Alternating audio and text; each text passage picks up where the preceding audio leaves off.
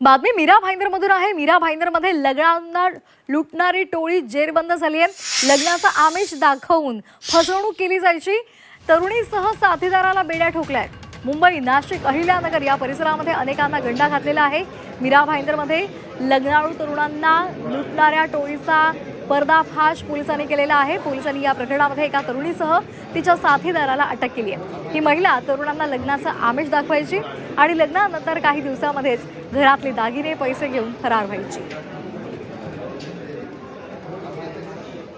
लग्नाचा बनाव रचून नवरदेवाची फसवणूक करून त्यांच्या घरातील सोने व इतर मौल्यवान वस्तू जे आहेत ते चोरी करून पळून जाणाऱ्या टोळीला पकडण्यात यश मिळालेलं आहे।